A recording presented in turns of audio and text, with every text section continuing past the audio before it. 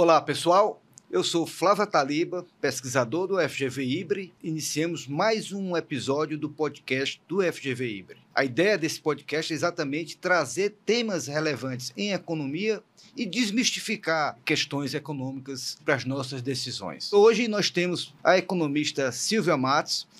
Silvia, tudo bem, Silvia? Silvia é pesquisadora do FGV IBRE também, é professora da Fundação Getúlio Vargas, é doutora em Economia pela Escola de Pós-Graduação em Economia da FGV, e ela está sempre na mídia, né, Silvia, participando aí nesse processo também de divulgação de informações. Em 2019, ela recebeu um prêmio muito importante, foi economista-chefe, melhor economista-chefe do Brasil. Silvia, é uma grande honra ter você aqui no nosso podcast da FGV IBRE. Nós estamos muito felizes por você ter aceitado esse convite e com certeza a gente vai ter aqui uma conversa, discutir temas de economia que seja relevante, né, para as pessoas. Bom, primeiro é um prazer estar aqui, a gente tentar trazer, né, eu acho que, como você colocou, Flávia, é tão importante a gente tentar comunicar, né, eu acho que um dos nossos desafios, né, no mundo da economia... Os economistas têm dificuldade, né, Silvia? Com certeza. De sair da caixinha, dos temas complexos. E porque, no fundo, né, a gente estuda muito, né, então a gente ainda tem, né, essa questão, né, todos fizemos doutorado, mestrado, a gente conversa muito bem com os pares, né, e com a classe de economistas, mas quando a gente quer, né, tentar furar a bolha, como a gente diz, né, tentar um contato maior, né, com a população, fica mais difícil, né? Então acho que a nossa preocupação do IBRE, do Instituto Brasileiro de Economia, há muito tempo, é tentar trazer, né, indicadores, dados e análises para um grupo maior de pessoas, não ficar só no grupo de economistas. E ainda mais, Silvia, aí eu queria já iniciando ver a tua opinião. O IBRE tem mais de 70 anos de existência, né, e grande contribuição para o debate econômico no Brasil, né?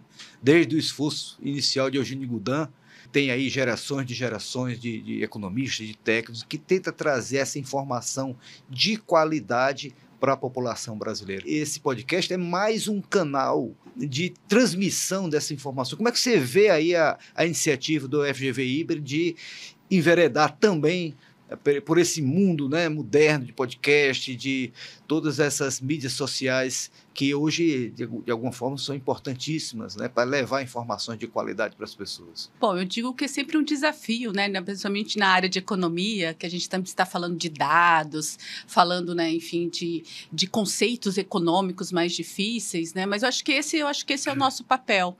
E aí é sempre bom lembrar, né, que o IBRE, desde a sua, né, fundação, desde o início, é de gerar informações, né? Então, a gente tem que lembrar que o Brasil, lá nos anos 40, não tinha dado de PIB, de atividade econômica, de inflação. É algo que faz parte, né, tão corriqueiro dos países, e trazer essa informação que é básica, digamos assim. E agora acho que o desafio é esse, né? Trazer essas informações, mas trazer de um jeito um pouco mais acessível na comunicação. O próprio né? IBGE surge, né, com apoio do IBRE, não é isso, né, na sua história? Com certeza, o IBGE só foi fundado nos anos 80, muito depois da Fundação Getúlio Vargas. E tanto que a equipe, né, que desenvolveu as contas nacionais, o PIB do Brasil, eles saíram da fundação e foram para o IBGE. O papel do IBRE é dos primórdios, realmente, né, de todos os dados brasileiros. Então, a gente não consegue pensar em economia do Brasil sem o IBRE, né, sem esse papel. E o interessante notar que, mesmo com o IBGE, isso acho que é uma questão muito, né, relevante para o debate, porque o IBGE ele é um órgão do governo, né? Tem todo o papel, né, de desenvolver as estatísticas e tudo mais. Mas é interessante ter um outro órgão independente, que não é governo, que não é mercado, e que possa também contribuir com a avaliação, né, e poder ajudar, né, até a desenvolver novos indicadores, e muitos indicadores que às vezes, né, o IBGE poderia publicar, poderia divulgar, mas às vezes não tem recursos. Será que a gente não pode fazer esse papel? Então, a gente diz, né, em economia, que existe um espaço, sim, para uma instituição como a Fundação, para debater questões de inflação, de atividade econômica e avaliação da economia como buscando, todo. de certa forma, uma isenção Sim. no olhar, né? Uhum. Porque, pelo que a gente percebe, no dia a dia, né, no convívio do dia a dia dos pesquisadores, dos debates, o IBRE se tornou um ambiente extremamente eclético, que as pessoas têm toda a liberdade de dar sua opinião, de discordar, inclusive, no mesmo problema econômico, as pessoas pensam diferente. E é bom que se pense diferente, né, porque a gente tem... os problemas econômicos são muito complexos. E certamente não tem só um olhar para aquele problema. Você sente isso, essa liberdade do híbrido, dessa pluralidade de ideias, né, que estão sendo discutidas, né? Não, totalmente. E até um pouco da minha trajetória, né, da minha formação, né, eu passei por escolas diferentes, que a gente diz, né, com visões diferentes de mundo. E eu acho que é primordial o debate, né, um debate mais isento, não ideológico, né. Então, eu decidi estudar economia também fez parte, né, de querer entender o mundo. E, né, a gente sempre gosta de dizer, né, não é preto e branco. Em geral, tem muito mais desdobramentos, né, o que a gente fala, vários tons de cinza no debate. E isso é muito importante, porque a gente observa, né, infelizmente, uma polarização muito grande, né? Tem o certo, o errado, e não bem é isso. O mal, né? Isso não. E economia, às vezes, né, a gente sabe, né, a economia evoluiu muito, é uma ciência muito interessante se a gente olhar, né, a evolução da economia, de problemas, questões que não eram tratadas, né, no passado, que eram realmente uma questão e que hoje são incorporadas. Então, a gente percebe todos os prêmios nobres recentes preocupados com desigualdade, comportamento das pessoas, que às vezes, muitas vezes não são racionais, né, do ponto de vista econômico. Então, entender, né, a complexidade do ser humano e da sociedade e pensando sempre no melhor, né, de um país, né, da sociedade como um todo.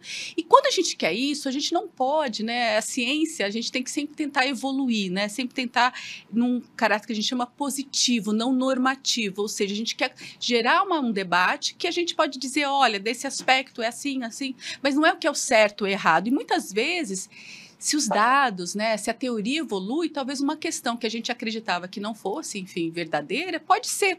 Então, a gente também tem que ter a capacidade até de dizer estávamos errados, né? Exatamente. E é muito difícil, né? E não é uma questão pessoal, né? Eu acho que a gente tem que separar muito questões, né, ideológicas, pessoais, do que é a ciência. E a economia permite isso. Então, assim, a gente tem que ter sempre uma disciplina muito grande.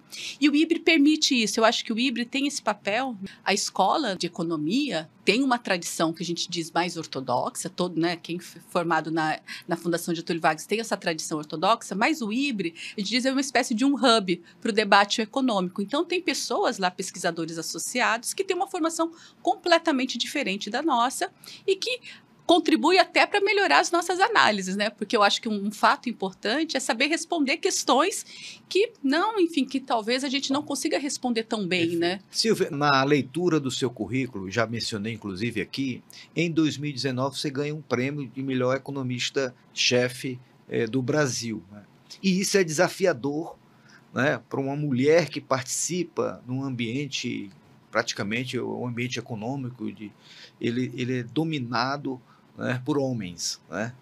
Então, é claro que a participação feminina vem crescendo cada vez mais e a mulher traz um outro olhar para os problemas econômicos. Como é que você se viu ganhar esse prêmio numa profissão tão complexa como é a profissão de economista, né? Foi uma honra, porque essa posição de economista-chefe, em geral, são para pessoas economistas de mercado, de banco, né? E, de alguma forma, na minha trajetória no IBRE, eu acabei desenvolvendo essa posição dentro do IBRE. Ela não existia no passado. O que é isso, né? É uma economista que tenta organizar um grupo, né, de pesquisadores, né, de alunos, estagiários, e gerar, né, com uma certa recorrência, projeções macroeconômicas. Né? Isso é muito comum em banco, né? Porque a gente sabe, né, do dia a dia, uma posição de uma instituição financeira, ela precisa se posicionar para dizer o que ela acha sobre a atividade. Né? Faz parte do jogo. O IBRE não tinha essa posição. E nós, né, pela minha trajetória, né, eu estudei isso, eu trabalhei até numa instituição financeira antes de entrar para o IBRE, e a gente poder trazer esse debate macroeconômico dos indicadores de uma maneira mais isenta, independente. né? Porque a gente não é mercado e também a gente não é governo. Isso é muito importante, porque o governo também tem que divulgar suas projeções. E tem um suporte acadêmico muito grande o IBRE, né? Porque as pessoas que estão lá são muito qualificadas. E melhor ainda, porque eu estou num lugar que eu tenho, né? Estou ali na escola, né? Tenho, enfim, alunos, tenho uma relação com vários professores da fundação, dou aula também, e ao mesmo tempo a gente tem os indicadores, né, Flávio? Então, acho que esse é um aspecto do IBRE interessante para cumprir esse papel, porque eu tenho também indicadores e ao longo dessa minha trajetória lá no IBRE, vários indicadores foram desenvolvidos e muitas das vezes foram ideias minhas, uma necessidade que a gente tinha, né? Por exemplo, o monitor do PIB.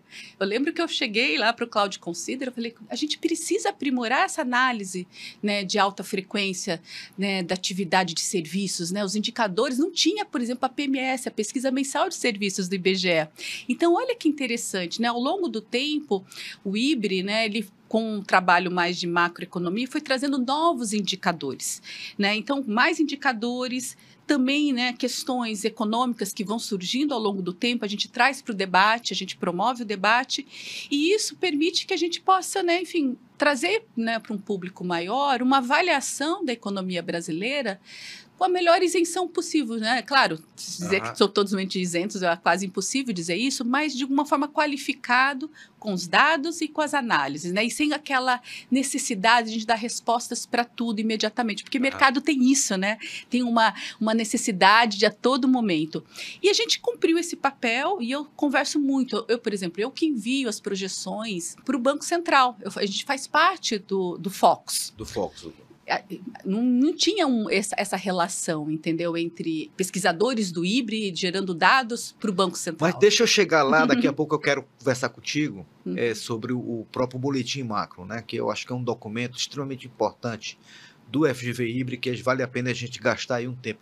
Mas eu queria entender, esse programa, ele também tem um intuito, né? A gente imagina milhares de alunos iniciando o estudo de economia nas faculdades, ou mesmo na pós-graduação, e é sempre bom, eu quando estava aluno, eu gostaria sempre de ouvir a opinião de economistas que já estavam na profissão há algum tempo, para entender qual a melhor trajetória que a gente deve tomar como profissional de economia. Como é que você chegou no mundo da economia, né? Como é que você foi parar no IBRE? É engraçado que foi muito cedo, tá, Flávio? Eu já muito jovem, eu sempre gostei de tudo na escola, né? Eu acho que isso que é uma questão que também, às vezes, a pessoa tem, só gosta de matemática, ou só gosta de humanas, só gosta de e ali já dá o viés, né? Já dá um certo viés, porque seria muito difícil. E eu sempre gostei de tudo. Então, essa é uma dificuldade, assim, não tenho nenhuma característica minha que dizia, não, você é mais para humanas ou você é mais para exatas. Eu sempre gostei de exatas, sempre adorei matemática, mas eu sempre adorei história também. E algo que muito cedo, né... Você estava onde, muito cedo? Com 13, 12, 13 anos. Você morava onde? No interior de São Paulo, Ourinhos. Então, na minha cidade, claro, eu estudava até nessa época escola pública, tá? Eu fiz até o segundo fundamental, né? Naquela época ginásio, então sendo uma época que era outro nome. Estudava em escola pública, mas eu tinha ótimos professores de matemática, acho que isso é importante também, bons professores, então eu gostava de tudo. Mas tinha uma coisa que me incomodava, Flávio, eu estudava história, toda a parte, quando eu ia falar de economia, né? Os problemas econômicos, a gente estuda história do Brasil, é história de problemas econômicos, né? De inflação, de crescimento, de crise. Que daí gerava curiosidade. Curiosidade. Batia na alma. Assim. E não entendia. Porque a matemática entendia, a biologia eu entendia, na hora que chegava ali. E eu sou também dessa época, né? Nos anos 80. Já estava... A hiperinflação. Então, o Brasil, toda hora tinha um plano econômico novo. E eu realmente me dava uma questão de como eu queria entender o que está acontecendo. Eu perguntava para as pessoas... Mas isso tinha efeito na sua família, na época? A inflação, a coisa do desemprego, você sentia isso no seu dia a dia? Ou não, você só ouvia falar ou observava? A gente observava, né, a inflação, para quem, né, não sabia o que é uma hiperinflação, né, a gente chegou a ter 80% num mês, né, você chegar e no outro dia o outro preço, né, isso é algo que pra gente, né, é muito estranho. Mas o que era mais estranho, que perguntava para tentar entender, né, e no meu universo, né, da minha família e das pessoas, ninguém conseguia explicar direito, parecia algo meio misterioso. E sempre, né, em história, eu queria entender por que, né, digamos assim, por que alguns países dão certo, outros dão errado. Mas seus professores respondiam algumas questões Não, também? quando respondiam, é aquela Ficava muito vago, né? ou muito vago, ou sempre tinha algum culpado, né, fácil, né? E eu ficava sempre, né, eu queria entender, talvez porque tem esse lado mais cartesiano que a gente diz, a matemática, eu queria entender o passo a passo. Então, muitas vezes já tinha a resposta antes de entender. Como é que chegou lá, né? Como chegou lá. Então, isso eu acho que é interessante, porque esse lado matemático, né, de querer entender, né, o porquê, né, digamos, os detalhes, na hora que vai entrar numa questão econômica, você percebe que às vezes falta alguns argumentos para chegar naquele resultado, naquela informação. E isso, né, nos livros, em geral, né, é uma coisa que fica um pouco muito mais, digamos, nebuloso. E eu sempre queria entender, tá? Então, acho que esse é um aspecto de querer entender. E como eu convivi naquele momento, né, do Brasil, apesar de, né, meu pai é da área, né, do agronegócio, então, mesmo com todos os problemas econômicos, né, eu acho que é uma área que não sofreu, eu sei de amigos, tanto, né? Pessoas que tinham empresas, enfim, foi uma tragédia, né? Realmente essas crises econômicas. Mas o que me dizia muito, né? E eu acho que a convivência com meu pai também é muito importante, porque o meu pai, ele é português. Tá. E ele sempre foi muito, né, enfim, uma pessoa pobre, nunca estudou, mas sempre trabalhou muito. Então, ele sempre passava um pouco aquele valor da dedicação, do esforço, e tentando mostrar que é importante, né, para um país dar certo também, que todo mundo tem que se esforçar. Ali já estava um princípio, né, você fala, né, do esforço. Por que o Brasil não dá certo? Será que as pessoas não se esforçam? Será que os empresários são ruins? O que está errado? A política que está ruim? Então, acho que essa angústia, podemos dizer, em tentar entender, me levou, então vou ter que estudar aquilo que eu não entendo. Por isso que eu fui para economia. Interessante. Mas aí como é que você...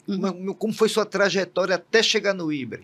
Bom, primeiro, na hora de escolher a universidade, naquela época, como eu sou do interior de São Paulo, né, o esperado era estudar em São Paulo mesmo, né, no estado de São Paulo, tinha a USP, tinha a Unicamp, e minha irmã já estudava na Unicamp. Tá. Você foi fazer economia na Unicamp? Economia, eu não sabia, que é muito interessante, porque eu queria sair um pouco desses debates ideológicos, certo e errado, na escola e ir para a universidade. Quando eu cheguei na Unicamp, eu percebi que em economia isso estava muito mais cristalizado. Então, a gente tem uma tradição em economia, né, há muitos anos, vem desde o Adam Smith, de tentar entender os mecanismos, de como funciona, e aí coloca um papel relevante nas decisões individuais das pessoas. As escolhas, né? Escolhas individuais, das instituições.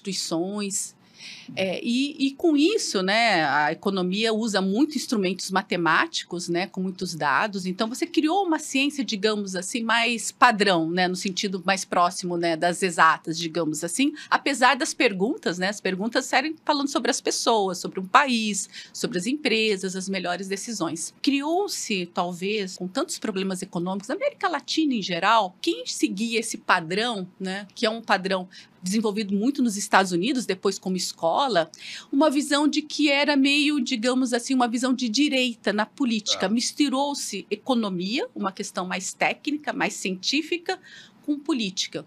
E o Brasil, né? Passamos por uma ditadura, uma questão horrível. Então, muitos economistas começaram a questionar essa visão mais tradicional de economia e quiseram, né, questionar os fundamentos, a forma de analisar. Muitas vezes questionava-se a estrutura. Não, isso aqui serve para ser estudado só nos Estados Unidos. No Brasil é mais complexo, temos que colocar questões de desigualdade, o papel do Estado. E isso permeia todo o debate de uma visão um pouco diferente. Inclusive, né, a modelagem na ciência econômica, que ela fortemente nasce nas universidades americanas, diz o seguinte: ela serve para aquela sociedade. A sociedade brasileira é diferente, então você não consegue replicar aquela modelagem para o Brasil. Havia, na verdade, né, ainda há, em certo ponto, um questionamento desse tipo de metodologia, não é isso? Sim, tem questões de metodologia e de questões de que isso não leva em conta os problemas brasileiros, né?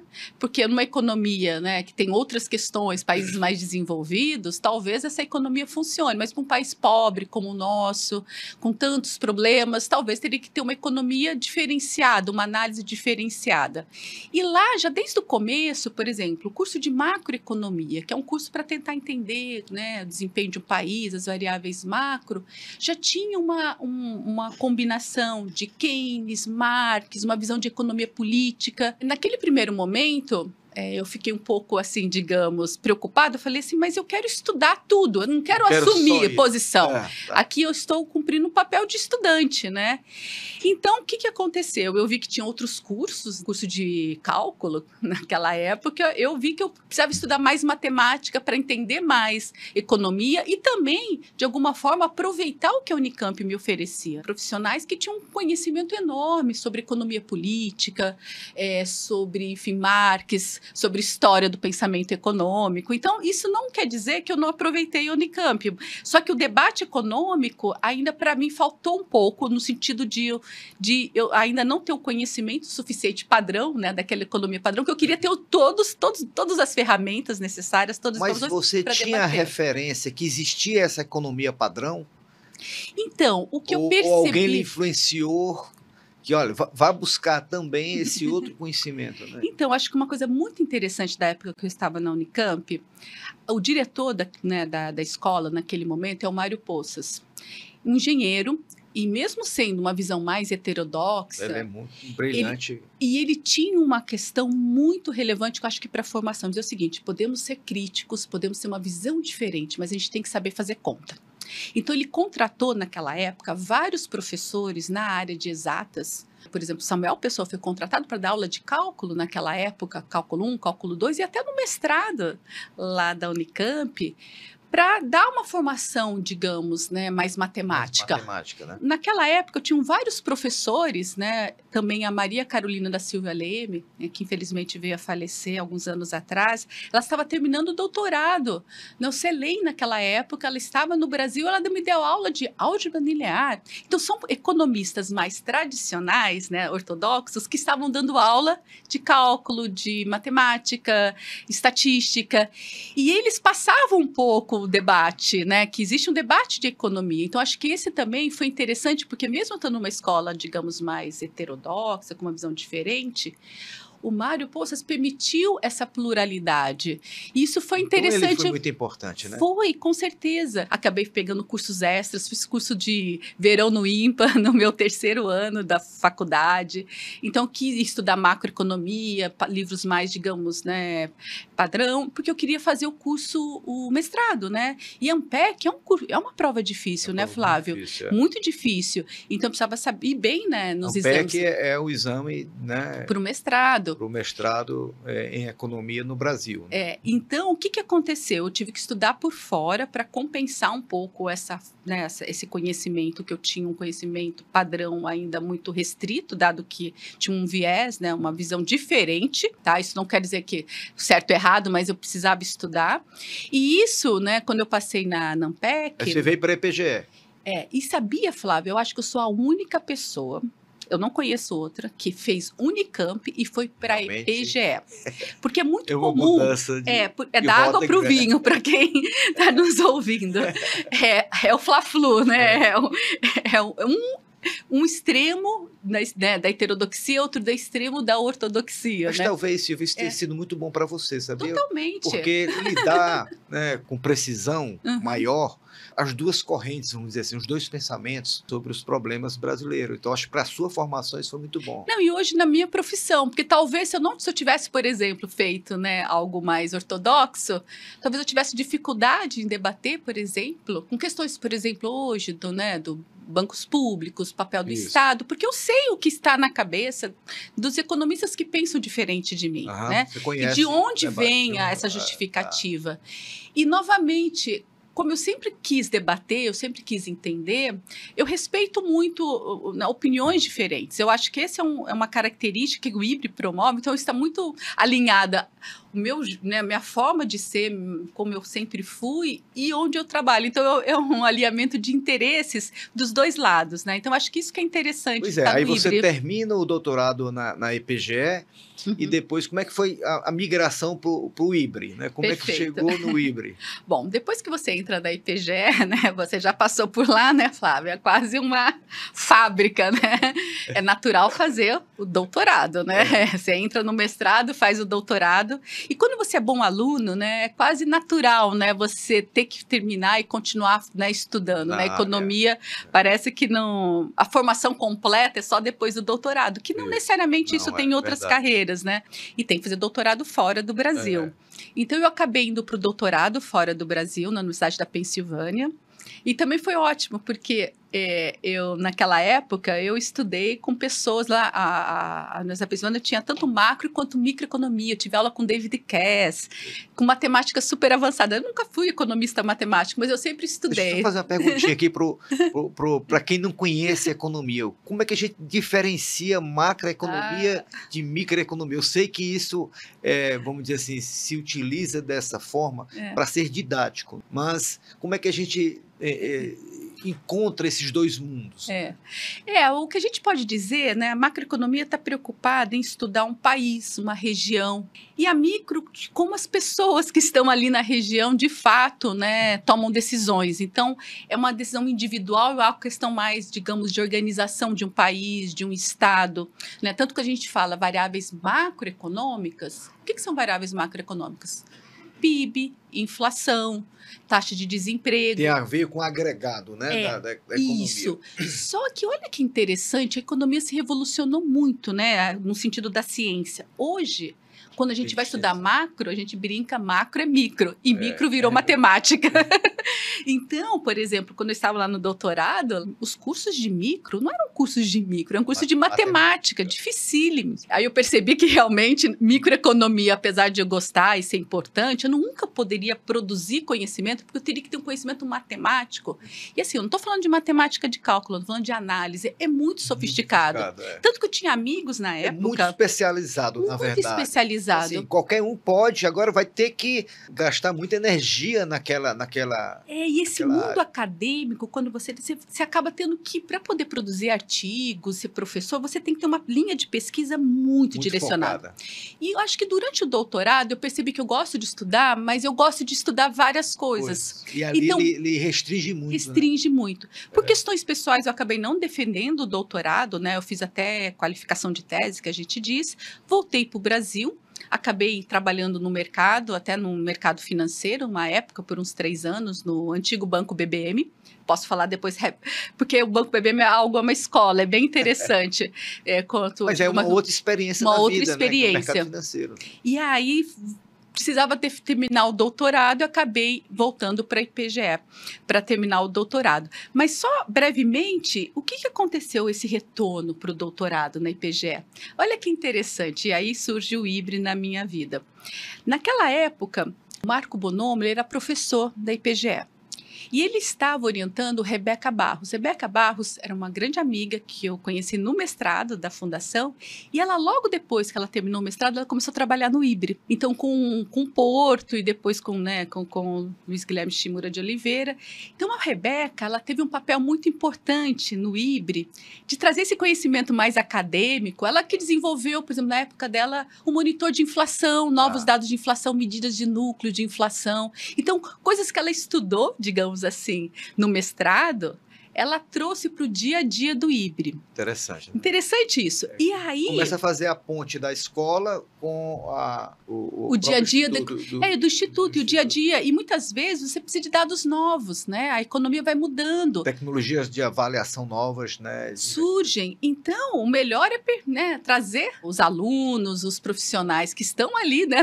Na Oxigena, escola. Né? Totalmente. E pessoas que percebem, né? E é difícil, né, ter esse talento, né? A Rebeca é uma das pessoas que consegue transitar nesse mundo, digamos, mais acadêmico e também mais operacional. Porque também, né, Silva, o mundo acadêmico, né, ele é ele deixa a gente apaixonado, né? Porque as metodologias acabam deixando a gente cada vez mais interessados em desenvolver mais metodologias e tal. E o olhar do dia a dia, vamos dizer assim, um outro exercício que você faz, juntar essas duas coisas, né? O conhecimento sólido, acadêmico, e entender a realidade, fazer esse link é complexo, né? Não. Sim. E além, né, antes de ir para o IBRE, eu passei, né, no Banco BBM e eu me lembro, né, o Benny Parnes, que foi o economista-chefe, várias pessoas, vários profissionais. Sérgio Verlag foi economista do Banco BBM. Porque o Banco BBM é um banco, né, que hoje eu tenho outro nome, mas na época ele sempre trouxe esse conhecimento acadêmico, sempre tentou trazer profissionais altamente qualificados para trabalhar no dia a dia do banco. Então, tinham debates sofisticados e eu achei tão interessante. Eu podia estudar e, ao mesmo tempo, discutir questões do dia a dia, da inflação. E você se identifica, passou aquilo lá da sua graduação, é isso que eu quero, né? E voltou. E como macroeconomia pode ser interessante, claro, né? Aí tem que tomar um pouco de decisão, que tipo, né? De se eu vou ser mais macro. Naquela época eu percebi que eu gostava mais de questões macro e do dia a dia. Então, eu percebia que eu podia trazer conhecimento para o meu dia a dia e questões para o Brasil.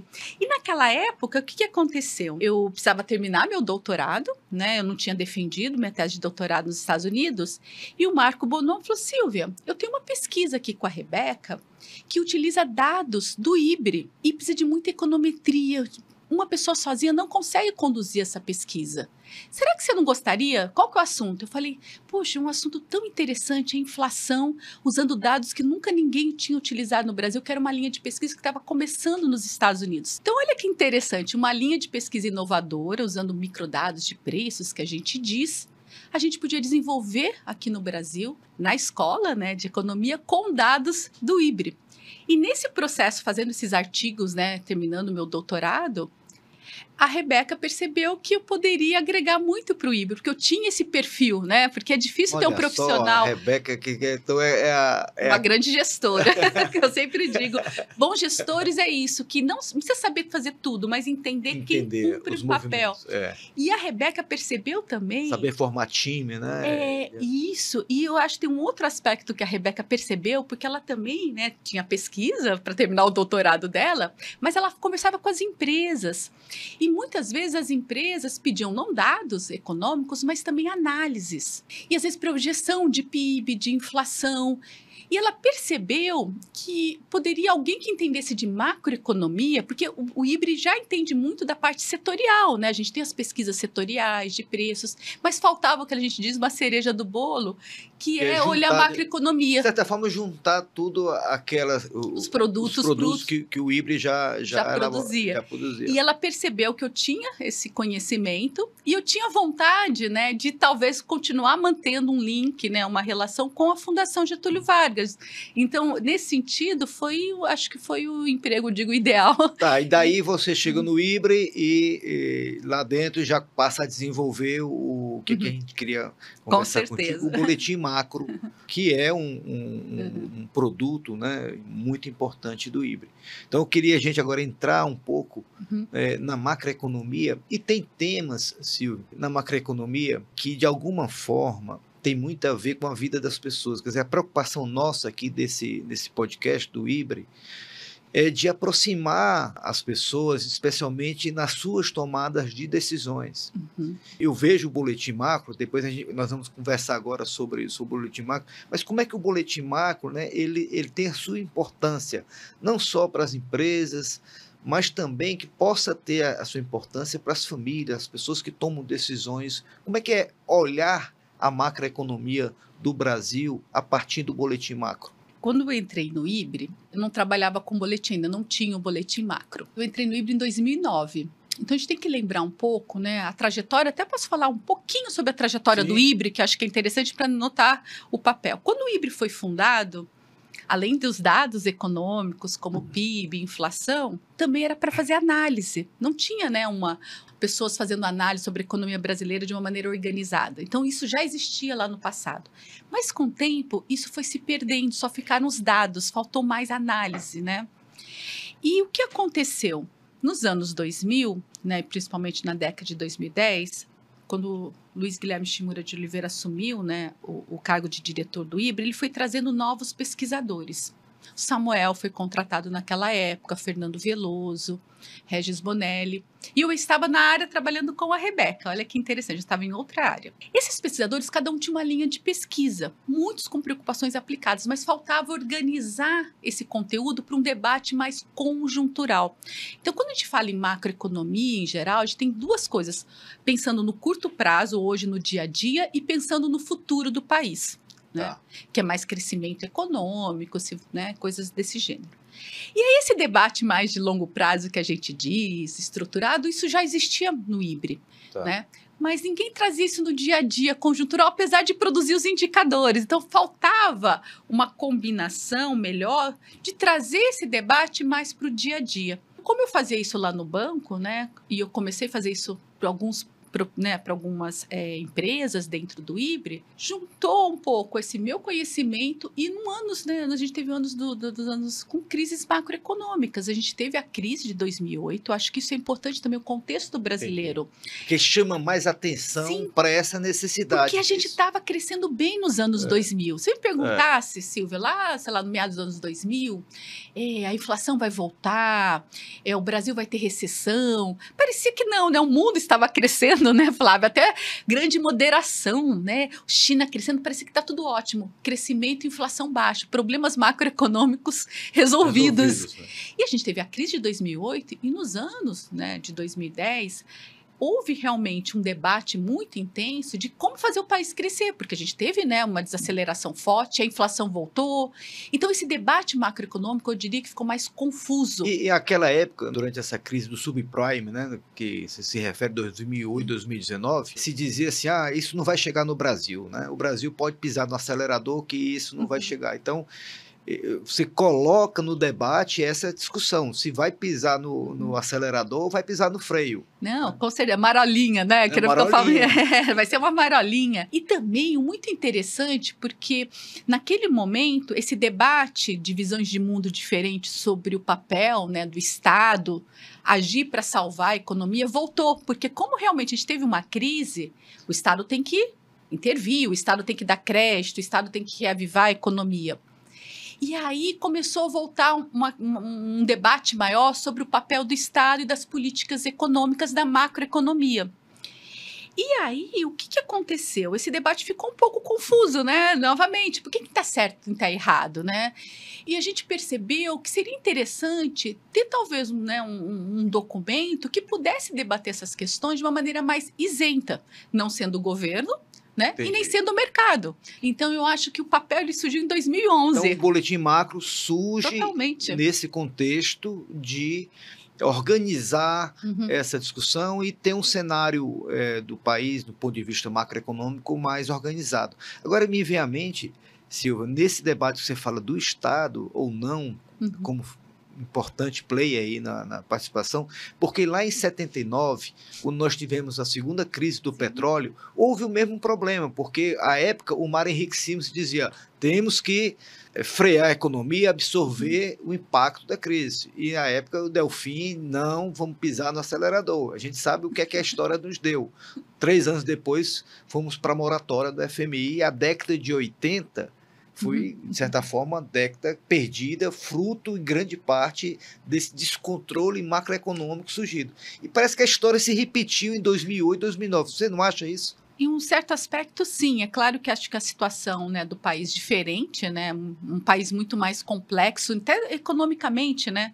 O Mário Henrique Simons falava muito, né, a inflação é péssima, a inflação com certeza horrível, mas o câmbio mata. Problema externo mata. E o Brasil, eu acho que uma das grandes vantagens, né, é que a gente sempre teve um setor externo, principalmente nos anos 2000 para cá, muito bom, né? A gente é produtor de commodities e coisas do gênero. Então, a gente conseguiu atenuar esses choques, que a gente diz choques externos, né? E a gente acumulou reservas. Então, o Brasil melhorou em alguns aspectos, mas as questões mais de inflação, de crescimento e de volatilidade, de instabilidade. Então, Imagine para um empresário, né? Você não sabe se vai crescer ou não vai crescer. É muito difícil tomar a decisão. Quando a gente fala em macroeconomia, a gente não está pensando só no hoje. É isso que eu queria que É você a consistência explorasse. do cenário no médio e longo prazo, principalmente para os próximos anos. Tudo bem, não daqui 10 anos, talvez é pedir demais, mas será que no ano que vem, daqui 2 anos, a gente vai conseguir crescer com inflação baixa? Isso é importante, porque a decisão do empresário, né, se vai investir ou não, ele tem que pensar no resultado daqui a alguns anos. É muito difícil quando você tem estabilidade macroeconômica. Então, o nosso papel é tentar olhar a necessidade, muitas vezes, que o Estado tem, que aqui não é demonizar o papel do Estado, mas até onde você pode ir, porque você pode gerar desequilíbrios. E desequilíbrios são muito ruins. Porque a gente, por exemplo, a crise de 15, 16, né, começou em 14, 15, 16, uma grande recessão, foi nossa, foi doméstica. Não foi uma questão de uma crise externa. Consequências, em parte, de toda uma inconsistência, que a gente pode dizer, de política econômica. Então, assim, saber dosar o papel do Estado e as políticas é uma arte, não é trivial. Então, você está dizendo, vamos lá, para a gente organizar aqui a nossa conversa, você está dizendo que a macroeconomia é importante. Organizar o cenário macroeconômico é importante e isso pode impactar para o bem ou para o mal a vida das pessoas, não é isso? Sem dúvida. Principalmente quando a gente está pensando, né, em termos de renda, né, inflação. Claro, quando a gente fala de PIB, qual a relevância do PIB para as pessoas? Nenhuma. Mas crescimento econômico gera emprego, gera renda. E aí é importante a gente colocar isso num papel, né, num documento, e dizer, olha, o dado de hoje é bom ou não? O dado que foi divulgado. Mas será que vai gerar mais inflação no futuro, no ano que vem? Vai ter mais aumento de juros ou não? Então, assim, não olhar só o curto prazo, porque eu acho que é importante dizer, o governo, claro, tem a sua função, né? Tem os ciclos políticos que são, infelizmente, necessários, né? E muitas vezes não importa, né? Quem está lá no... Eu sempre brinco, né? Se eu fosse política, eu não queria me ter como companhia, porque eu não posso fazer nada, porque eu vou perder a eleição, né? Se eu vou seguir todo o protocolo. Então, é complicado mesmo, né, nas questões políticas, mas eu acho que tem um papel aí da nossa função até onde, né, essas políticas podem continuar, não. Porque um dos problemas do Brasil é que a gente faz a política no momento, às vezes, certo, mas não sabe descontinuar a política. E aí fica permanente, né? Fica permanente e pode gerar efeitos colaterais negativos, né? Deixa eu trazer esse tema aí mais para perto, né? A gente sabe que a importância do Keynes, né, como o pai da macroeconomia, aquele que organizou, né, a macroeconomia como uma área importante, né? E aí ali ele define variáveis macroeconômicas, consumo agregado, poupança agregada. Então Keynes teve uma grande importância, né, na crise de 1929, porque ele coloca a ideia de coordenar as expectativas, né, e o governo entrar gastando para que haja um otimismo na economia, e aí as expectativas, né, num ambiente de baixa, o governo gasta, isso aquece a economia e gera aí todo um ambiente positivo. Mas se coloca então, quer dizer, a partir de Keynes, se coloca então uma discussão seguinte: até que ponto é saudável o governo entrar gastando na economia? Porque se tem no debate, inclusive hoje no país, diz, olha, não precisa se preocupar com déficit público. O governo pode gastar porque ele vai estimular a economia ser estimulada vai gerar impostos, receita de imposto, e eu pago esse gasto. Então é como se essa conta tivesse uma prosperidade infinita a partir dos gastos. Por que esse raciocínio não se encaixa de uma maneira que a gente acha que está amarrado às coisas? O famoso multiplicador fiscal. O que é isso? O governo gasta R$1 e vai multiplicar e vai virar 3. Então, se ele gasta 1 e gerar 3 de imposto, ele tá no lucro. O PIB cresce e está tudo ótimo. Está tudo no último. Agora... O problema é que precisa ter condições para dar certo esse multiplicador.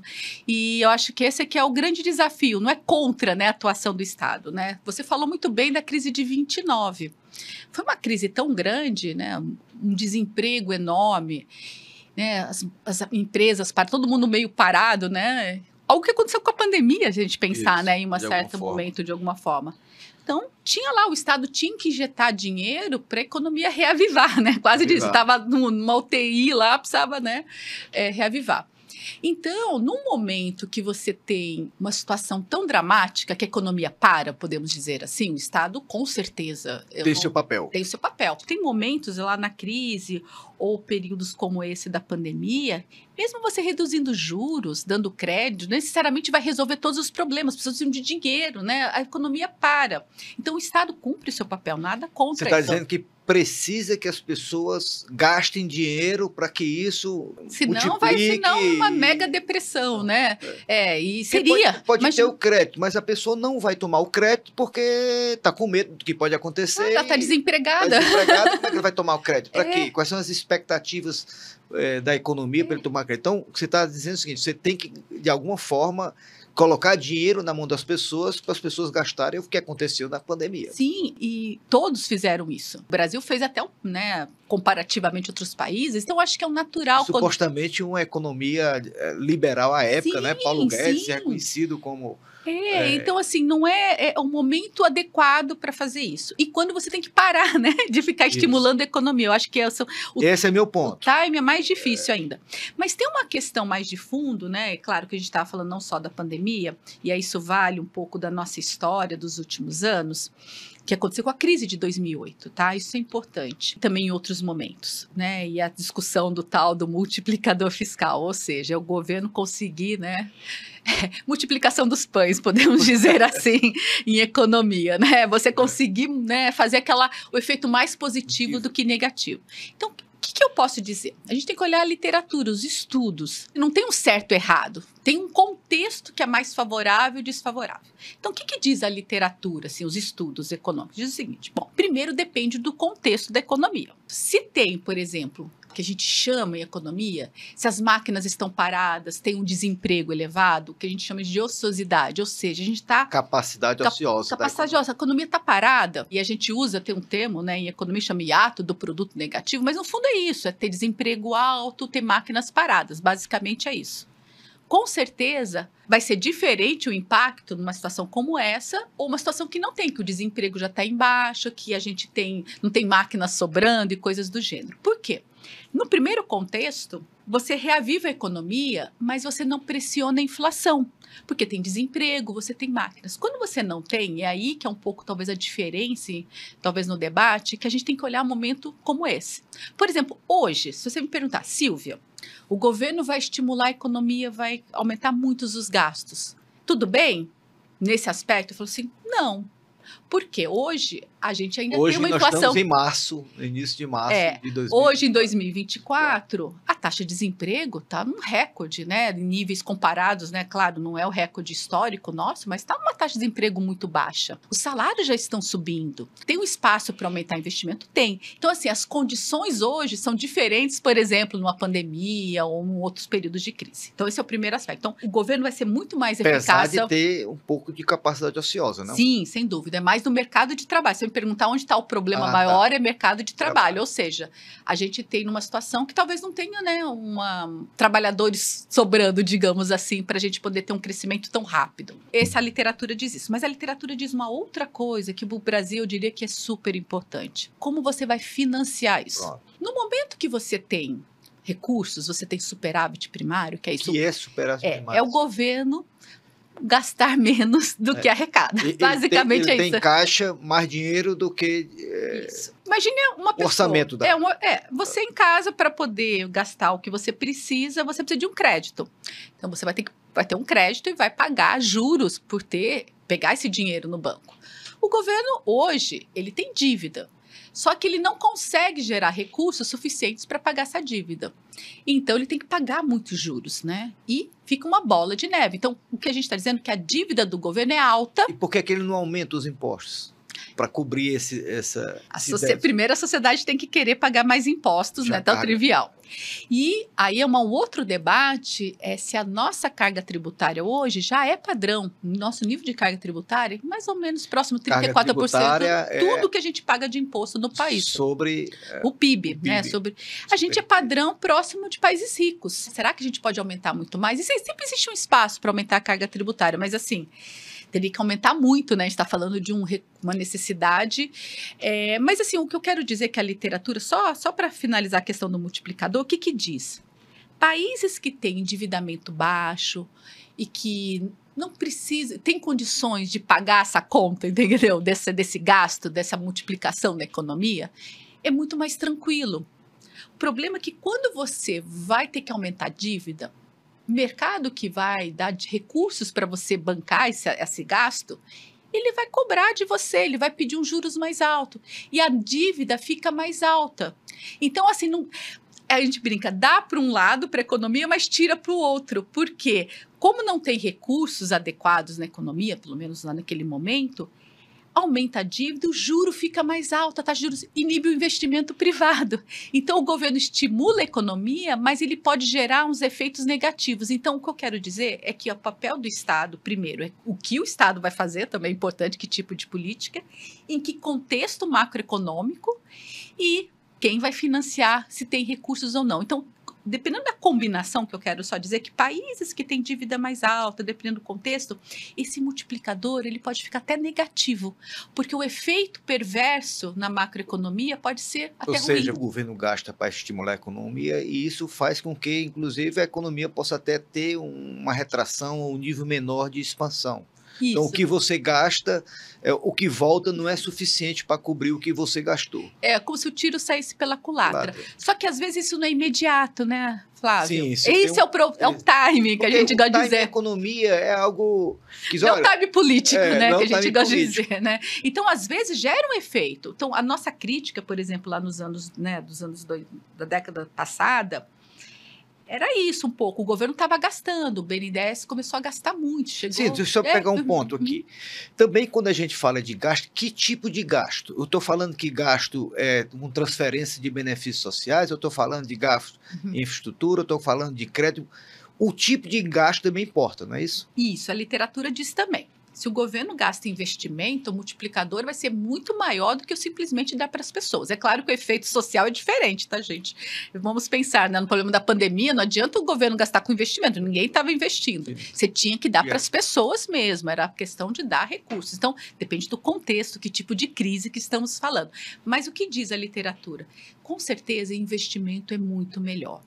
O problema aqui no Brasil, quando a gente estuda o papel, os gastos do governo em investimento, a gente gasta mal, né, Flávio? Eu acho que tem um problema mais complexo no Brasil, é que na teoria é uma coisa, na prática é outra, né? A gente gosta de dizer muito isso, né? Não, vamos investir, esse recurso vai gerar uma obra nova, vai gerar novos investimentos privados e tudo vai ficar, né, lindo, maravilhoso. O problema é que muitas vezes os projetos são ruins. A gente viu no Brasil, né, muitos recursos públicos sendo desperdiçados. E a corrupção, mas não é só corrupção, às vezes o projeto é mal feito. Mal feito. É boa intenção, mas mal feito, né? Então, assim, né, quando a gente estuda lá o TCU, falando das obras paradas, todo mundo fala, não, tem tantas obras paradas, metade das obras estão paradas. Muitas vezes a qualidade desse projeto, de engenharia mesmo, é ruim. E muitas vezes, né, a qualidade dos insumos que são utilizados nessa, né, por exemplo, nessa rodovia. Quantas vezes a gente vê uma rodovia que acabou, né, de nova e já está gerando problemas de qualidade ruim? Então, o Brasil ele tem um pouco de dificuldade, o setor público, né? E o setor, assim, não é uma culpa não é do setor público só, no Brasil mesmo, que essa obra, que esse resultado gere, né, aquele resultado esperado lá na teoria, nos livros textos. Então, são coisas diferentes. Só um detalhe que você está falando de obras públicas. Você sabe que o IBRE dá uma contribuição muito grande em todos esses projetos de infraestrutura, de obras públicas, porque o IBRE tem os preços, aí infinidade de produtos no Brasil e também calcula a composição de custo dessas obras. Então, ter a precisão de quanto custa uma obra pública é fundamental, né, para você ter a observância ali do melhor investimento, da qualidade. Então, o IBRE faz isso também em diversos estados, inclusive para o país também, ele colabora muito nessa prestação de serviço. Então, essa qualidade do gasto público precisa ser sempre observada. Assim, os tribunais que verificam esses gastos, parece que eles não estão preocupados agora, Silvia, somente com a lisura do processo licitatório, mas está preocupado também com o impacto econômico daquelas obras. né? Saber se aquela escolha é a melhor, porque o recurso é limitado, você tem que escolher o melhor resultado possível. Não, assim, quando a gente, por exemplo, hoje a gente faz muitas críticas, né, das emendas parlamentares, não é porque, claro, a gente quer que todos os políticos possam, né, se promover, é legítimo, totalmente legítimo. Mas a pergunta é que obra que vai ser feita? Porque, do ponto de vista do recurso público, cada real, né, que somos nós, todos nós que pagamos, tem que ser melhor alocado, que gere o melhor impacto na sociedade. Isso não é uma escolha, tem que ser uma escolha mais técnica, e como ela vai ser feita. Então, acho que o papel do IBRE aqui, pelo menos nessa parte das obras públicas, é, né, não só ajudar a evitar, enfim, né, tornar mais transparente o processo de contratação, né, dessas obras, mas também de avaliação, né? Eu acho que a gente tem que caminhar cada vez mais de saber se aquele real vai ser melhor empregado naquela obra ou outra obra, porque às vezes a demanda, né, é diferente, o impacto vai ser muito maior. Então a gente tem que multiplicar, né, quando a gente fala do multiplicador fiscal, essa noção do multiplicador, ela deveria estar perene em todas as decisões do setor público. Onde eu vou alocar que vai gerar o maior resultado? Muitas vezes a gente coloca o recurso no lugar errado, né, na obra errada, e todos perdemos com isso, dado que a gente tem tantas carências, né? Mas, assim, é importante agora falar de avaliação. E no setor público, parece que a gente está começando a ter essa preocupação, especialmente o Ministério do Planejamento tem já uma equipe muito boa que começa a avaliar as políticas públicas. Isso deveria ser uma prática disseminada aí em todo o serviço público, seja federal, estadual e municipal, porque são recursos públicos que estão sendo utilizados, e avaliar o impacto disso é super necessário, né? Você acha que a gente está começando a evoluir nessa área? Bom, acho que primeiro, né, se a gente olha os estudos em economia, é impressionante, né? Isso não estava no debate há 20 anos atrás, 30 anos atrás, né? Uma coisa interessante em economia, como a gente foi mudando, né, incorporando esse debate, né, da avaliação de políticas públicas nos estudos. Antes não tinha formação de pessoas, né? Até quem que vai fazer essa avaliação? A gente não tinha profissionais, né? Eu me lembro na época da Universidade da Pensilvânia, tinha uma área de mercado de trabalho, labor, que a gente diz, e um dos trabalhos era uma aluna do Heckman, que ganhou o prêmio Nobel e tudo mais. James Heckman, professor de Chicago. Professor de Chicago. E olha que interessante, ela trabalhou, a professora chamava Petra Todd, para saber qual que é a melhor política social que foi implementada no México, lá final dos anos 90. Ainda estava lá. Ou seja, a pergunta é, o que é melhor, né? Dar o dinheiro, dar recursos, porque é isso que a gente não sabe às vezes, né, Flávio? Porque também eu acho que uma das questões interessantes da avaliação é que muitas vezes você não tem certeza absoluta que aquela política é melhor, vai gerar aquele resultado. A incerteza, ela existe também nas políticas. Então, a avaliação, ela ajuda você a entender e corrigir os rumos e fazer uma política melhor, aprender com os erros, eventualmente, né? O princípio básico da economia, qual é? O recurso escasso, e você tem que saber o que é que você faz da melhor maneira possível esses recursos. E como isso ampliou muito, né, e o papel do Banco Mundial, acho que é muito importante, né, há muitos anos, tem muitas experiências no mundo, né? Um deles, né, que a gente diz, que eu acho que o nosso carro-chefe é o Bolsa Família, que já foi muito avaliado, e dizendo, nossa, é um programa ótimo. Você coloca R$1 e o retorno que você tem desse R$1 para a educação, para as famílias, enfim, é ótimo. Então, assim, a gente tem que focar naquilo que dá certo, e ser uma política nova, isso que é importante. Por exemplo, agora a gente vai ter a nova política industrial.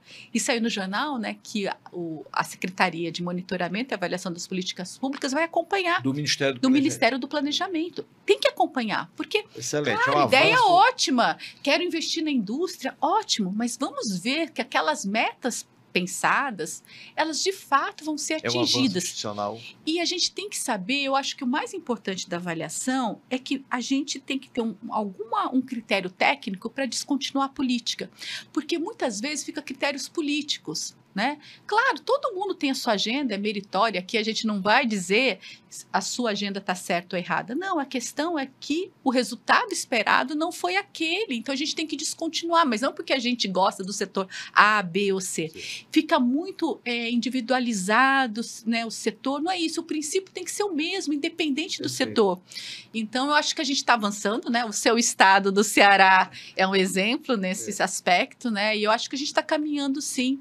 A passos lentos, mas eu tô Deixa eu voltar otimista. de novo para o boletim macro, né? A gente já falou isso, assim, como é que é estruturado o boletim macro? Quais são os grandes temas Uhum, que você acha que estão ali porque cumprem uma missão, né, uhum. de entender toda essa arquitetura e esse monitoramento macroeconômico do país? O carro-chefe acaba sendo a avaliação da atividade econômica. Pelo seguinte, né? A gente É tem. mensal, né? Isso É uma produção mensal, a gente atualiza as nossas projeções sobre atividade e lá econômica, tem atividade econômica. PIB, né, indústria, né, os setores, os principais setores, agropecuária, extrativa. Então, são questões aí que permeiam o dia a dia, e aí tem taxa de desemprego, inflação, mas o carro-chefe, eu diria que acaba sendo atividade econômica, Flávio, porque tem uma coisa interessante, né, que a gente temos muitos indicadores de atividade econômica. Por quê? Nós temos um monitor do PIB. O que é o monitor do Então, PIB? olha que interessante, o PIB é um indicador muito importante, mas ele demora para sair, né? Saiu agora, início de março, apenas o indicador do final do ano passado. E a gente quer saber o que está acontecendo agora com a atividade econômica, né? Então, Por quê? Porque quem vai tomar uma decisão precisa da informação, não é isso? com Mais certeza, rápida possível. mais rápida possível. O governo precisa de informação, o mercado precisa entender, até para saber, olha, a economia não está indo bem, o governo vai agir, vai tomar alguma decisão. E o que é que o monitor do PIB faz? Ele consegue antecipar isso de uma frequência, em vez de ser trimestral, todo mês ele consegue dar uma ideia do que Excelente, né? está acontecendo. E o mais interessante, daí as pessoas perguntam, mas espera aí, o Banco Central tem um indicador de atividade econômica, mas ele é agregado. Então, muitas vezes, Ele é agregado significa o quê? eu só tenho um valor, um número. Um número. Muitas vezes a atividade foi bem no mês porque a indústria extrativa foi bem. Ah, entendi. Não foi a indústria, não foi o investimento. Foi o comércio. Não foi o comércio. Então, assim, o monitor, é um indicador que eu gosto muito, analiso com muita, enfim, sempre, é porque ele diz mais ou menos a composição do lado dos setores e da demanda também, se o investimento está indo bem, se o consumo está indo bem. Então, não só ele dá um dado agregado mais rápido, ele também permite essa avaliação muito mais complexa da atividade econômica. Isso é importante impacto sobre política monetária e tudo mais. E, além disso, nós temos as nossas sondagens, porque muitas vezes o dado econômico demora. Produção industrial, comércio, isso demora. O que são as sondagens? Então, olha que interessante, há muitos anos, a gente tem sondagem industrial desde os anos 70 no IBRE. O IBRE que iniciou, né, esse tipo de pesquisa. E ele tenta fazer pesquisa com os empresários e com os consumidores sobre uma avaliação. O que está acontecendo? Vocês vão empregar esse mês mais ou não? Vocês vão produzir mais ou produzir menos? Como estão os seus estoques? Como você está vendo o futuro? Você vai investir? Então, olha que interessante, é o pulso da economia nas decisões das pessoas e principalmente dos empresários. E hoje a gente tem sondagens, né, de praticamente os principais setores da economia. E tem aberturas, né? Tem indústria, tem os serviços, tem o comércio, tem a construção civil e tem as pessoas. E a gente pergunta para as pessoas, o que você está achando da economia? Você conseguiu emprego, né?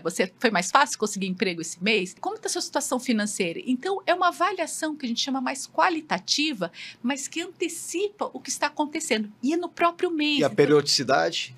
Então, a gente tem uma periodicidade mensal, né, mais ou menos no final do mês, já tem informação do mês corrente, e às vezes a gente tem algumas prévias, né? Só juntando 2 semanas de coleta, a gente já tem uma noção. já tem uma prévia. Olha que interessante, lá pelo dia 15 do mês, eu já tenho uma informação do início do mês, como foi a coleta, se foi bom ou ruim. Então, é um termômetro. Eu não estou dizendo que é 100% em relação ao que vai ser de fato, vai ser divulgado, mas ele dá uma sinalização importante. Então, olha como o IBRE consegue, em diversas formas, diversos dados, dizendo ao longo do mês, informações que vão sendo divulgadas sobre o mês corrente e sobre o mês que passou. Esse levantamento, Silvio, ele comunica bem com as empresas, bebem dessa informação, né? Agora, será que as famílias também, elas têm a percepção da importância que seria o boletim macro? Eu digo isso porque é o seguinte, imagine que uma pessoa esteja desempregada. Qual o setor da economia que ela iria, para aumentar a sua probabilidade de ser empregado, procurar emprego? Né? Seria extrativa, seria indústria, construção civil. O boletim macro dá essa informação? Bom, a gente pelo menos tenta mostrar, né, questões que alguns setores que vão continuar crescendo têm um desempenho melhor. né? Mas é um pouco agregado, né? Eu acho que Mas o grande setor nós temos. Os grandes setores nós temos, né? E se a inflação vai continuar bem ou não, e o mais importante, com uma certa isenção, como eu quero dizer, né? Então, não é o governo dizendo, né? Porque o governo, óbvio que ele vai dizer um resultado melhor, porque faz parte, né? Se eu estivesse lá no governo, eu teria que dizer que realmente está tudo ótimo, né? O crescimento vai ser excelente, que a inflação vai ceder.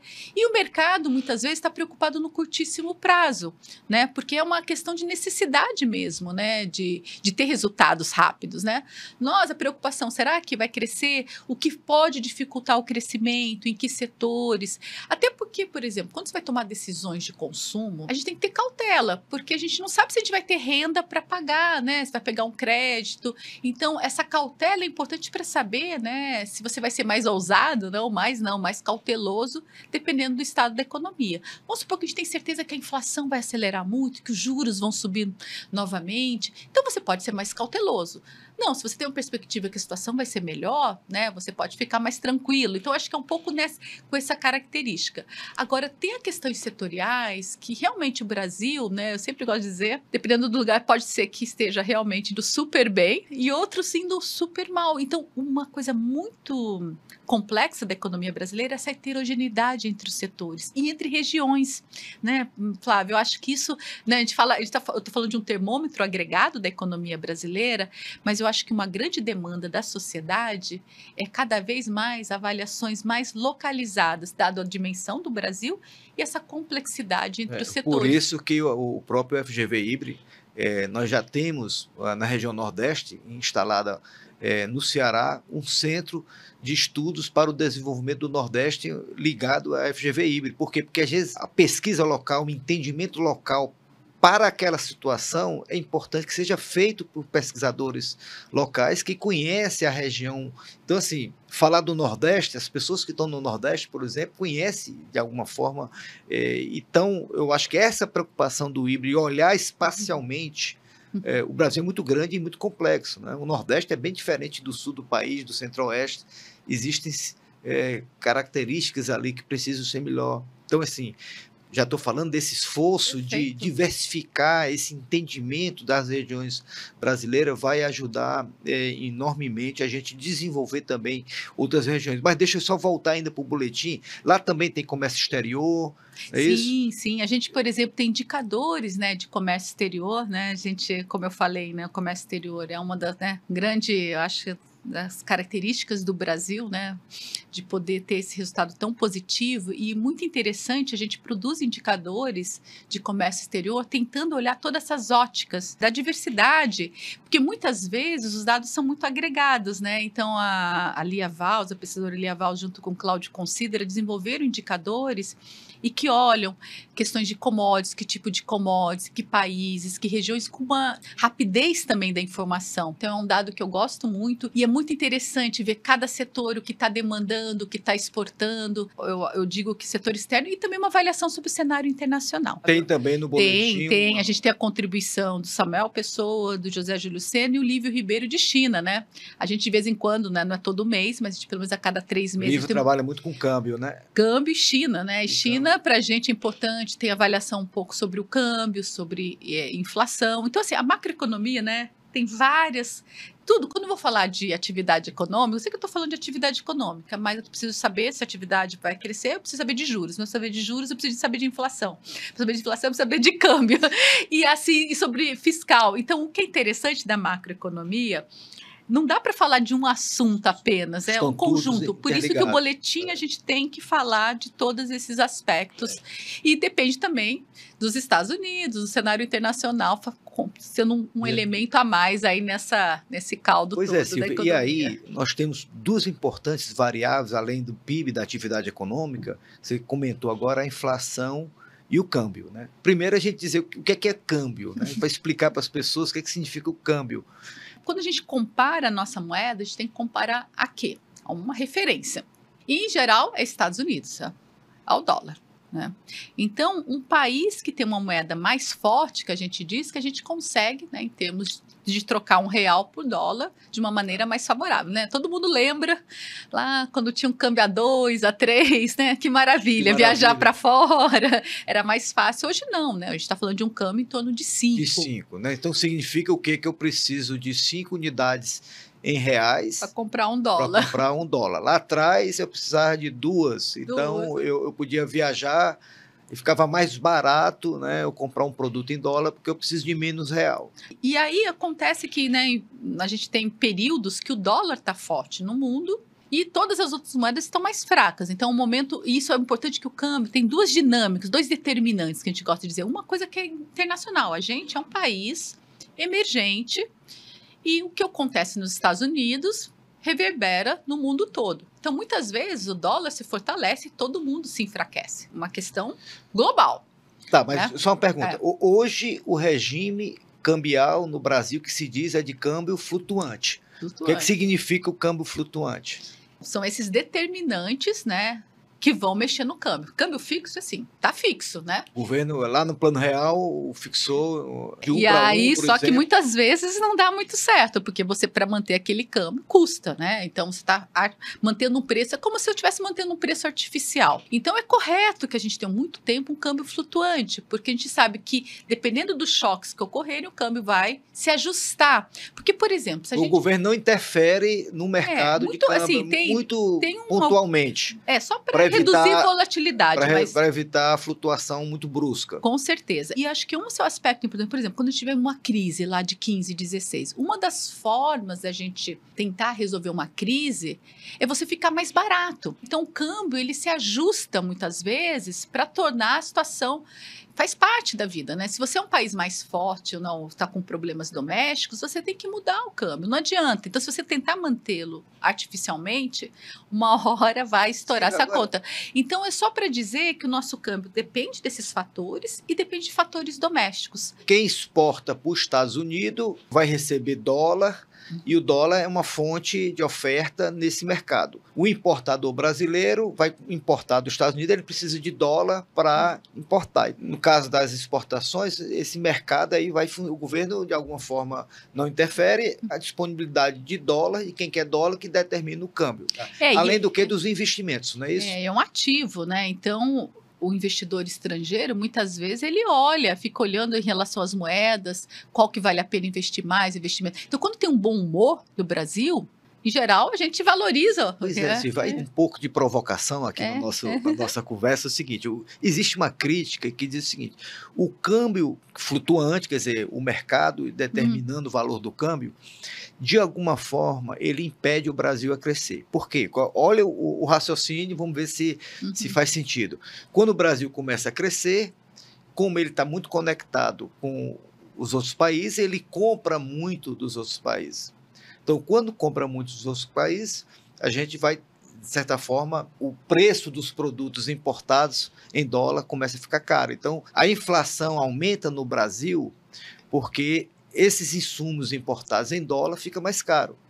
E ao ficar mais caro, o Banco Central, de alguma forma, para combater a inflação, ele sobe a taxa de juros. Por que você está subindo a taxa de juros se a taxa de juros vai em cima da demanda? Ou seja, ele vai restringir o crédito para as pessoas comprarem. Mas o problema não foi o custo dos produtos importados. Então, esse instrumento ele não é adequado para esse tipo de situação. Quero dizer que, naturalmente, quando o Brasil começa a crescer, há uma demanda maior por produtos importados, esses vêm com preços mais altos e aumenta os custos dos produtos locais, e o único instrumento que o governo tem, no caso o Banco Central, é aumentar a taxa de juros para frear a economia, frear a demanda, mas o problema é de custo. Como é que a gente sai dessa armadilha? Né? Essa é uma crítica que está aí, a gente sempre ouve, sempre escuta essa crítica, esse debate. E aquela frase famosa, para problemas complexos, as soluções não são fáceis, né? Você falou um aspecto do câmbio, mas o Brasil é exportador de commodities.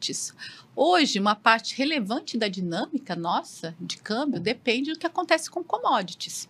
Então, tem uma certa até volatilidade vindo de commodities. Então, por exemplo, se cai o preço, né, dos alimentos, do petróleo, isso é ruim para o Brasil.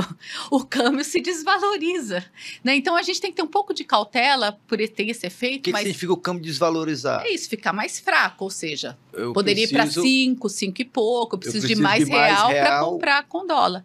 Mas, por exemplo, uma coisa interessante, quando as commodities se valorizam, o câmbio se aprecia, ou seja, fica mais a nossa moeda menos real para comprar um dólar. Então, o que eu quero dizer é que a dinâmica do comércio tem que olhar do lado das importações e das exportações também no Brasil. Agora, você falou uma questão, é o seguinte, o câmbio é uma variável tão importante para a inflação. Né? Sim, sei. Se o câmbio se desvaloriza, não importa o motivo, vamos pensar, independente do motivo, pode ocorrer motivos domésticos, motivos internacionais, ele passa para os preços domésticos e o Banco Central tem que reagir. Então, eu posso dizer que isso, infelizmente, é verdade, né? É chamado de repasse cambial. Isso acontece no Brasil, acontece no mundo todo, tá, Flávio? Então, acho que isso é importante. Outros países sofrem isso. Mas o que pode ser feito para amenizar esse efeito, né? Aí você está dizendo, olha, para quem não gosta muito de importação, vai dizer, vamos produzir domesticamente, tá. Né? E aí a pergunta, será que a gente consegue produzir domesticamente? Não vamos conseguir. Primeiro. Segundo, será que a gente consegue amenizar esse impacto do câmbio na inflação? O que faz ser pior ou melhor? E olha que interessante, até tem um trabalho nessa linha que eu tento olhar o repasse cambial a nível da empresa, usando dados do IBRE. E olha que interessante, o repasse cambial ele é maior se você não tem credibilidade da política monetária. Ou seja, mesmo sendo ruim, que tem efeitos perversos da política monetária, não estou dizendo que é bom. Toda vez que o câmbio vai, infelizmente, e ele passa, né, para os preços, isso é importante, o Banco Central reagir. Mas se ele não reagir, ou mudar de direção, pode ser pior. Porque as pessoas pedem as expectativas que diz inflação sobre o futuro pode ser pior ainda. E aí o reajuste pode ser maior. O que eu quero dizer é que a economia é mais complexa. O câmbio é uma variável que tem aspectos, né, como você mesmo disse, do comércio exterior, mas é um ativo. E depende de toda que está acontecendo lá fora e aqui. E a ideia é que a gente tem que tentar, de alguma forma, criar mais, enfim, instrumentos para a gente ter mais estabilidade dessas variáveis, que depende da gente. Então, uma das coisas que ajuda muito a gente ter um câmbio menos flutuante, a gente ter mais estabilidade de regras, as pessoas saberem que as coisas vão dar certo e que o Banco Central vai reagir. Se ele sabe que ele vai reagir na direção certa, as pessoas também reagem de uma maneira diferente. Então, a macroeconomia é mais complicada, né? Porque a gente adoraria, né, acabar com o problema, né, não importando ou criando algum mecanismo para evitar tanta flutuação, mas às vezes o tiro sai pela culatra, porque você vai tentar resolver um problema e você pode criar efeitos em cadeia mais negativos do que positivos. Por isso que a gente fala muito em economia, né, essa noção de equilíbrio geral. A gente tem que olhar todas as variáveis. E aí tem questões, né, de mais curto prazo do câmbio, mas sempre a gente tem que lembrar que câmbio também tem uma variável mais estrutural e endógena da economia. Então é mais complexo a discussão e, novamente, eu sempre posso dizer que cada variável que a gente vai falar aqui vai ter várias vertentes, várias implicações e a gente tem que olhar isso num contexto mais geral para ter uma solução melhor e adequada. Agora, na sua explicação, você está sugerindo que se a gente cresce exportando, esse efeito de inflação importada pelo câmbio diminui, porque você está gerando divisas em dólar, você está exportando. Agora, você precisa ter a capacidade de exportar, de ser competitivo internacionalmente. E hoje, parece que no Brasil, o papel da agroindústria é que ela está com o carro-chefe de todo esse processo. Não, e eu digo, pelo fato de a gente ter, né, esse resultado externo tão positivo, a gente ter reservas internacionais, a gente tem uma menor flutuação do câmbio. A gente viu, por exemplo, um choque de commodities com a guerra, né? Os commodities foram. E o nosso câmbio, né? Que são as commodities? Que são, por exemplo, o preço de alimentos, petróleo. Mas como a gente exporta petróleo, a gente se beneficia, né, Flávia? Olha que interessante. Ou seja, países que importam esses insumos básicos, quando os preços sobem muito, a balança, o dinheiro externo se corrói todo. A gente não, a nossa balança melhora. Então, isso quero dizer, a gente tendo uma economia, né? Claro que isso não vai gerar, né? Isso vai resolver todos os nossos problemas, mas a característica da economia brasileira ela é mais complexa, né? Não dá para pensar a indústria totalmente desconectada das nossas vantagens, né? Que é o agronegócio e a indústria extrativa. Então, quanto mais sinergia, né, entre os setores que a gente quer dizer, e ao mesmo tempo tendo que importar aquilo que a gente tem, que o custo de produzir domesticamente é muito elevado.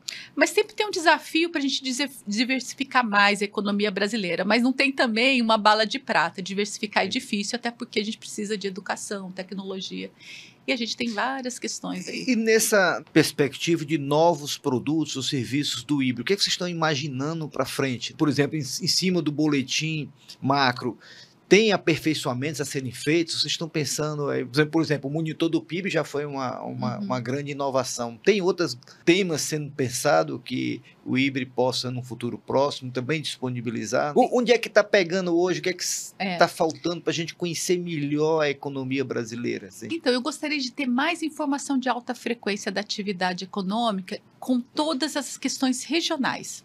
Tá. Porque como a gente viu, né, se a gente olha a atividade econômica, as regiões têm desempenho diferente e a gente não tem informação sobre o agronegócio, por exemplo, de alta frequência. Que é uma atividade importantíssima, né?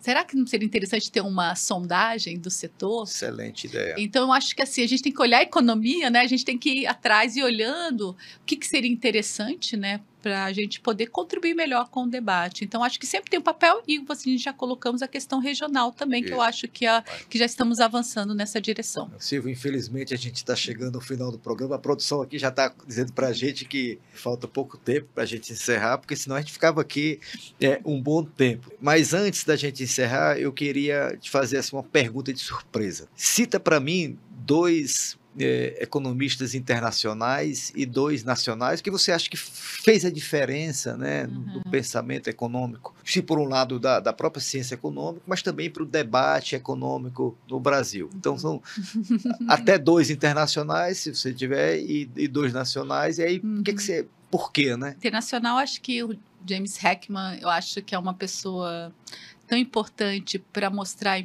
a relevância do capital humano, Prêmio Nobel, não me lembro quando. Acho que foi em 2016, se eu não me engano. Não, e ele formou muitas pessoas nos últimos anos, né? A gente tem, por exemplo, Flávio Cunha, que é um pesquisador brasileiro de altíssima qualidade, esse papel da educação.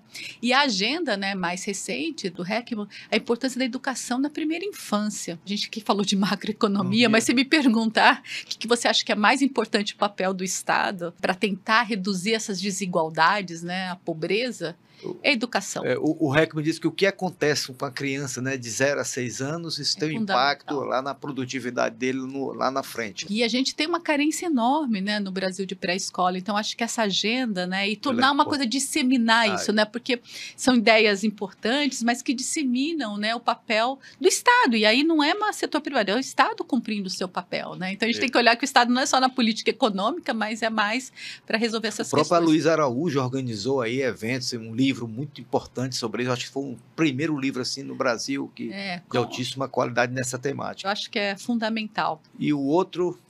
Internacional, é até difícil dizer assim, mas assim, eu vou citar porque eu acho que é importante para essa agenda de pesquisa minha, tá? Então, assim, Keynes é super importante, acho que todos aí, Gary Becker e tudo mais, mas eu gosto também de trazer alguém que está vivo e contribuindo, porque eu acho que esse aspecto da economia, é dessa dinâmica da economia, que a própria ciência a todo momento está inovando. E aí é uma pessoa que é pouco conhecida, né, no grande público, chama Emi Nakamura, que ela fez uma inovação lá nos anos 2000 de trazer esses microdados de preços para a discussão de macroeconomia, de política econômica. Revolução, né? Isso é meio revolucionário. E eu trabalho um pouco dessa área, e né, ela ganhou Clark's Medal, ela é jovem, né, porque isso antes não é Nobel, né, é um prêmio para dar para os jovens economistas, que em geral, 2 mulheres só que ganharam Clark's Medal, a gente tem poucas mulheres também, né, no Nobel então temos que olhar isso. E o interessante é que essa junção de micro com macro, porque a gente falou muito de macro e micro, mas eu acho uma das coisas interessantes é cada vez mais trazer elementos da microeconomia para a macroeconomia. E ela trouxe isso, vários fundamentos que eu acho que é bem interessante. Isso é muito utilizado, né, na pesquisa que a gente está fazendo. O Ben Bernanke coloca isso na política monetária, do dia a dia da política monetária, tomada de decisão, a relevância de entender as decisões das empresas, o que está acontecendo por trás da inflação, né, os microfundamentos da inflação. A gente teve um choque inflacionário. Então, para mim, eu acho que é importante pensando nessa agenda. E os dois nacionais? Aí... Bom, é covardia, né? Primeiro, acho que tem que falar do Pastore, Afonso Celso Pastore, que faleceu recentemente. Já falaram muito dele, mas muito interessante também trazer para a macroeconomia um debate qualificado e com dados, com modelos, com estudos, e sempre estudando, né? É isso, uma pessoa com ânimo de 20 anos de idade, com 80 anos ali, entusiasmo, né? E querendo aprender coisas novas, e não ter problema, se tiver uma evidência nova, eu mudo de ideia. Então, essa coisa de menos da ideologia, mas muito mais da ciência. Eu acho que o Afonso Celso Pastore, para a discussão da macroeconomia, porque a gente pensa muito, né, em revolução, mas o Brasil, como a macroeconomia ainda é uma questão, né, é um calcanhar de Aquiles que a gente diz, infelizmente, ter uma pessoa, né, como o Afonso Celso Pastore no debate sempre foi muito profícuo e importante. E a segunda pessoa que eu vou citar, que eu acho que é importante para o debate hoje, eu vou falar do Samuel Pessoa. Eu acho que é uma pessoa que tem a formação, né, que a gente sabe que ele foi físico, depois foi para economia. Para hoje, está ali, né, tentando trazer o conhecimento e um debate mais isento, e de ideias diferentes é muito importante hoje também. Então, assim, não é só o conhecimento técnico, mas com essa abertura e a capacidade de promover um debate. Né? O Samuel, junto com o Marcos Lisboa, promoveram um livro chamado Valor das Ideias, alguns anos atrás, com economistas heterodoxos, né, diferentes, que pensam diferente, né, e na época o ministro Haddad estava lá fazendo parte do grupo e debatendo. Então, assim, ter essa disponibilidade, né, essa vontade de promover o debate, mesmo tendo ideias diferentes, discordâncias, eu acho isso muito importante no Brasil de hoje. Qual é o conselho que tu daria para um estudante de economia, né? Eu acho que essa visão mais científica, menos ideologia, né? E permitir de mudar de ideia se a ciência evoluir, os dados, a evidência empírica, isso não é um problema. Que interessante, né? Em ciência, né? Em medicina, a todo momento tem inovações, por que não em economia? Então, essa abertura. E segundo, a economia cada vez mais, como todas, né? Eu acho, todas as profissões, precisam cada vez mais de conhecimentos múltiplos, né? E aí a tecnologia é muito importante, programação e às vezes, muitas vezes... A neurociência, hoje, inteligência artificial, a biologia... Então, assim, a gente não pode ser samba de uma nota só, a gente tem que gostar de estudar e no sentido científico, né? Todas as fontes de conhecimento são importantes para gerar esse resultado final. Eu digo que é um prazer estudar economia porque eu posso estar no momento de uma pandemia tendo que estudar sobre vacinas, sobre inovações na área, enfim, biológicas, clima, a gente tem que discutir questões climáticas em economia. Então, assim, o interessante é que é isso, a disponibilidade de sempre estar querendo aprender uma coisa nova. Sempre. Muito obrigado pela essa conversa, foi excelente, né? Eu acho que a gente trouxe aqui vários elementos de discussões, né? Principalmente sobre o papel da mulher no mercado de trabalho, a própria evolução da macroeconomia como ciência, e os conselhos que, de alguma forma, a gente acaba gerando aqui para as pessoas. E aqui a gente encerra mais um episódio do podcast do FGV Ibre. E se você gostou desse conteúdo, peço a vocês que espalhem para os colegas, para os amigos, para aqueles interessados em economia, que possa, de alguma forma, ajudar nas melhores decisões no dia a dia da sua vida.